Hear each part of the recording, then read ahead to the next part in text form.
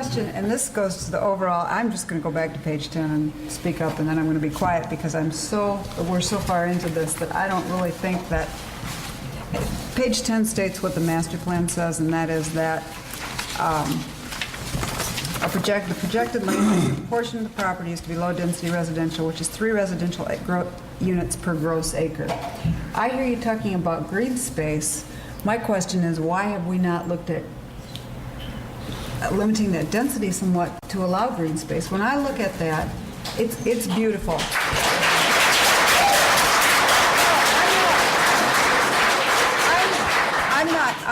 I'm coming at this old school, okay? I know what I would have looked at 100 years ago when I was here. And it's a beautiful plan. I love the architectural style.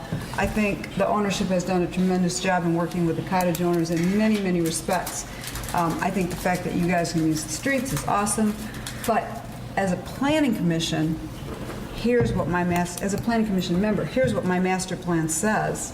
And that master plan took a lot of doing and a lot of work, and it was done so that there would be green space. So now we're looking at something, and of course I'm coming back after, how many years has it been?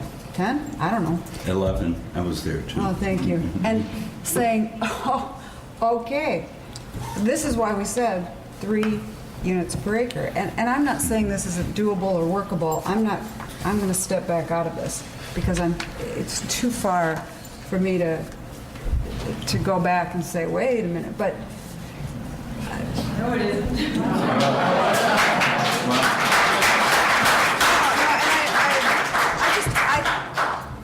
I just don't understand why we've got a development with no green space. And I hear that, okay, the cottages are close together. Yep, that's true. But not when you get up in the hills. You're looking at a little street there where, yes, they're close together. And when I look at this, the density of what's proposed is much greater than what I look at exists. Well, that's not the building.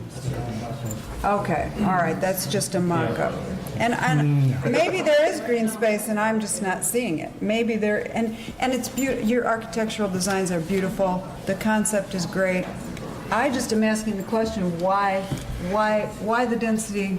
I mean, it's fine if that's what this planning commission has decided. But. No, Linda, your thoughts are well received, I think, and part of the discussion last month, if I recall correctly, was perhaps we should consider additional green space on that parking lot. Right. And in doing so, that would then reduce the number of parking spaces, which then would control the number of boat slips, but yet parking in that area is at a premium for everybody. So it's a balancing act, but that's one way to get at that green space if that's what this commission would choose to do. And I'm not saying it's a bad project. That's not what I'm saying. I think it's a beautiful project, and I think it's the Planning Commission's job to say, whoa, what was the township's intent in the master plan, and how do we best achieve that within this beautifully developed project and work with the landowners? Because obviously they're the landowners and they have the right to develop it. But here's our master plan. Yeah, I think that's one of the difficulties, and I don't know if it was explained fully in the report, but the difficulties of having your current zoning, what can be done there, so far more intensive than what the master plan is showing. I know, but I understand that, but in reality, guess what? Nobody's building a gas station there because nobody's going to come to that gas station. I understand that. Right, but we're still trying to, you wondered why the planning commission isn't simplified. It's not my goal. I understand that, but that's not what my thinking is that we look at. We look at the best way to say to the owner, hey, do your thing, but here's our confines, and this is great. I mean, it's going to be great, but here's our confines. Not, okay, well, I'm scared because maybe they'll put up a liquor store. No, that isn't the point I was trying to make. It was simply that the commercial zone that's there has vested that property owner in their projections for their future to a certain intensity of use. So it's not like it's going to get more intensive in the future. If it was going to get more intensive in the future, the PUD idea would work well between meeting both the plan and the zone. In this case, it's turned around. So we would be significantly curtailing what they can do, not necessarily what they're going to do. I don't think that's a planning commission responsibility. I think we give them freedom to do what they choose to do within the confines of the restrictions. And it's not practical development property for, I mean, you're not going to put them all there. Nobody's coming.